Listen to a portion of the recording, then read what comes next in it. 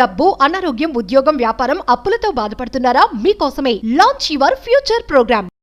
Hi అండి, అందరికీ నమస్కారం. నేను మీ వేణుగోపాల్ రెడ్డి. సంయుక్తంగా విద్యార్థులకు అవసరమైనటువంటి అనేక వీడియోస్ మనం చేస్తూ ఉన్నాం. దాదాపు 2 నెలల నుంచి యునైటెడ్ స్టేట్స్ ఆఫ్ అమెరికా యుఎస్ఏలో జరుగుతున్నటువంటి H1B వీసాల ఇష్యూ కొంచెం సద్దుమణిగింది. అట్లా వాళ్ళు ఏదో కొంచెం అటు ఇటు ఉన్నారనగానే ఇప్పుడు మరొక కొత్త ఇష్యూ అక్కడ రావడం జరిగింది. ఈ ఇష్యూ పేరే ఓపీటీ. ఓపీటీ అంటే ఏంటంటే ఆప్షనల్ ప్రాక్టికల్ ట్రైనింగ్ ప్రోగ్రామ్ అనమాట. సో ఇది ఇంటర్నేషనల్ స్టూడెంట్స్ ఎవరైతే అక్కడ చదువుతుంటారో వాళ్ళకి హెల్ప్ చేయడం కోసము ఈ యొక్క ప్రోగ్రామ్ అనేది నిర్దేశించబడింది అనమాట. సో దీని మీద మాగా మూమెంట్ ఎవరైతే మేక్ అమెరికా గ్రేట్ అగైన్ అని ఎవరైతే మూమెంట్ చేస్తున్నారో వాళ్ళందరూ కూడా వీళ్ళంతా వైట్స్ డొనాల్డ్ ట్రంప్ యొక్క సపోర్టర్స్ అనమాట. ఈ సపోర్టర్స్ అందరూ కూడా ఈ ఓపీటీ ప్రోగ్రాం వల్ల వాళ్ళ యొక్క ఉపాధి దెబ్బతింటుంది అనేది వాళ్ళ యొక్క అభియోగం. సో ఈ ఓపీటీని లేకుండా చేయాలని వాళ్ళు పెద్ద ఎత్తున నినాదాలు చేస్తూ ఉన్నారు. సపోర్ట్ పాయింట్ ఆఫ్ వ్యూలో మనం తీసుకున్నప్పుడు 65% అమెరికన్స్ ఇటు H1B వీసా మీద కానీ అదేవిధంగా ఆప్షనల్ ప్రాక్టికల్ ట్రైనింగ్ ఓపీటీ మీద కానీ వాళ్ళు వ్యతిరేకంగా ఉన్నారు. కేవలం ఒక 20-25% మంది మాత్రమే దీనికి ఓకే అనేటువంటి పరిస్థితి అక్కడ ఉందన్నమాట.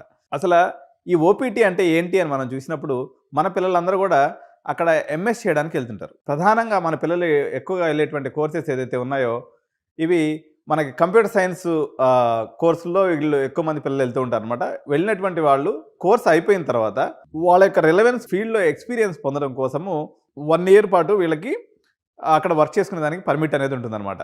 సో ఎవరైతే స్టెమ్ కోర్సెస్ చదువుతారో సైన్స్, టెక్నాలజీ, ఇంజనీరింగ్, మ్యాథ్స్ ఎవరైతే చదువుతారో వీళ్ళకి ఈ యొక్క ప్రోగ్రామ్ని మరో 24 months ఎక్స్టెండ్ చేసుకునేటువంటి అవకాశం కూడా ఉందన్నమాట.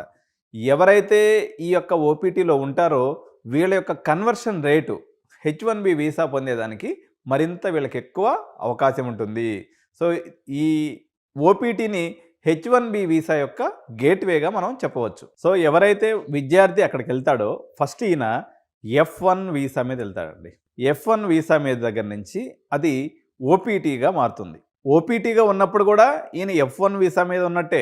అక్కడి నుంచి అది మళ్ళీ తర్వాత పర్మనెంట్ ఎంప్లాయ్మెంట్ కింద పోయేసి H1B వీసాగా మారుతుంది. ఈ విధానంలో ప్రధానంగా లబ్ధిదారులు ఎవరు అంటే పర్టికులర్గా ఇండియన్ స్టూడెంట్స్ అండి. ఎందుకంటే 4 లక్షల మంది మన పిల్లలు వెళ్తే ఇంచుమించు 1 లక్ష మంది మన పిల్లలు ఓపీటీకి అప్లై చేశారనమాట.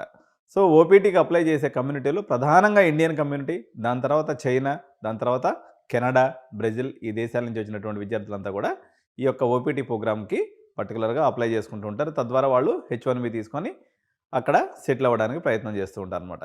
సో ఇప్పుడు మనకు 2 రకాలుగా దీంట్లో ఏ చిన్న చేంజెస్ చేసినా అంటే ఈ ఓపీటీ యొక్క డ్యూరేషన్ తగ్గిస్తారని చెప్తున్నారు. మేబీ అది ఉన్నటువంటి 3 years కాస్త ఓన్లీ 1 year మాత్రమే చెప్పొచ్చు. ఒబామా పీరియడ్లో ఇది ఇప్పుడు వచ్చేసి 36 months ఏదైతే ఉందో 29 months ఉండింది. సో అనదర్ 7 months అప్పుడు పెంచడం జరిగింది. సో ఇప్పుడు మళ్ళీ పాత విధానానికి వెళ్తారా లేదా కేవలం 1 సంవత్సరానికే పరిమితం చేస్తారా?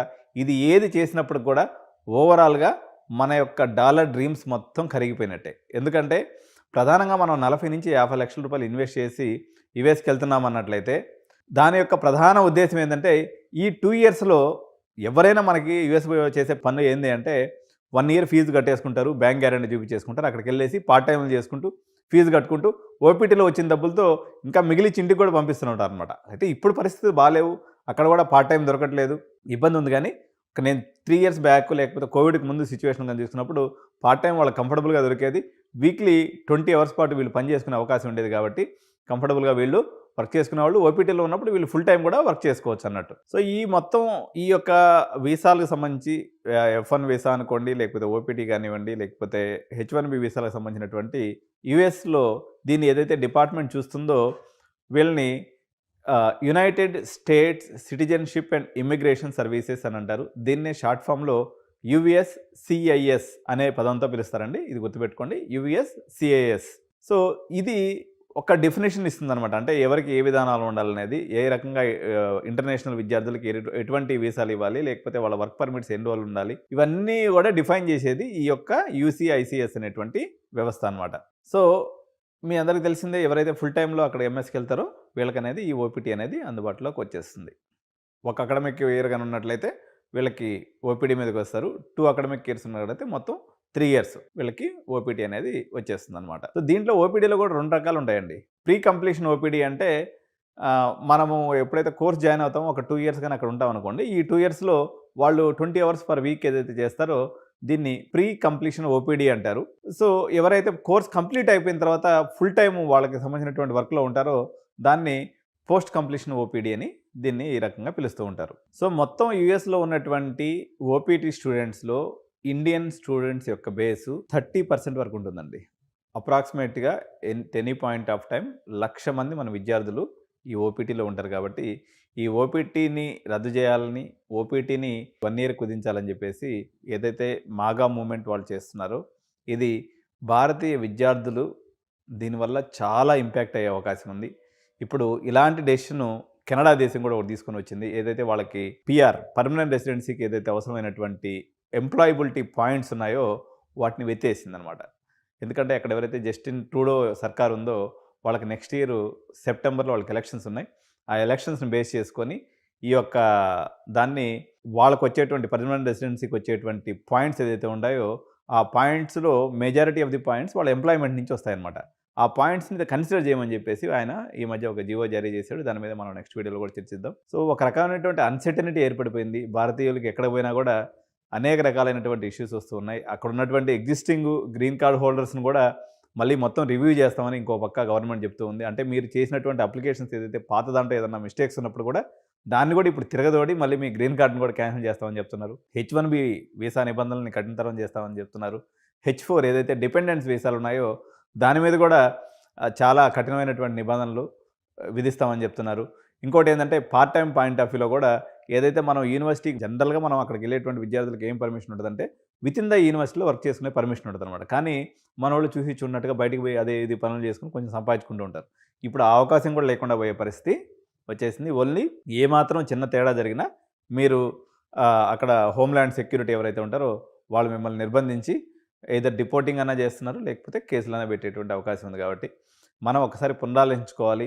మనకి నెక్స్ట్ ఆల్టర్నేటివ్స్‌గా ఏమున్నాయి? మనకున్నటువంటి యూరోప్ అనుకోండి, లేకపోతే ఇతర కంట్రీస్ ఎక్కడెక్కడైతే అవకాశం ఉందో, సో ఆ అవకాశాలన్నింటిని కూడా ఎక్స్‌ప్లోర్ చేయాల్సినటువంటి సందర్భం వచ్చింది.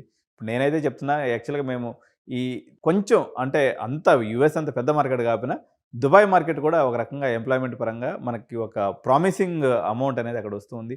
దాదాపు ఇంటర్నేషనల్ యూనివర్సిటీస్ అన్నీ కూడా అక్కడ ఉన్నాయి కాబట్టి దుబాయ్ మార్కెట్‌ని కూడా మీరందరూ కూడా ఎక్స్‌ప్లోర్ చేయండి.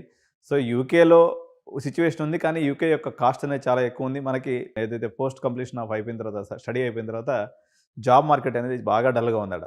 సో ఆస్ట్రేలియా, కెనడాల పరిస్థితి అయితే మనం వద్దనే రకంగానే వాళ్ళ పరిస్థితి ఉంది. అక్కడ వాళ్ళకి ఏంటంటే హౌసింగ్ క్రంచ్ వచ్చేసిందనమాట. ఈ మైగ్రెంట్స్ అంతా రావడం వల్ల వాళ్ళకు ఉండడానికి ఇల్లు లేకుండా పోయినటువంటి పరిస్థితి వచ్చేసింది అక్కడ. అదేవిధంగా రెంట్స్ అనేవి కూడా చాలా కాస్ట్లీ అయిపోవడం వల్ల ఈ యొక్క మైగ్రేషన్‌ని కుదించాలి అని చెప్పేసి ప్రభుత్వం సూత్రప్రాయంగా నిర్ణయం తీసుకొని దానికి అనుగుణంగా ఒక్కొక్క జీవోని అక్కడ తయారు చేస్తూ వస్తుందన్నమాట. Thank you so much. By by.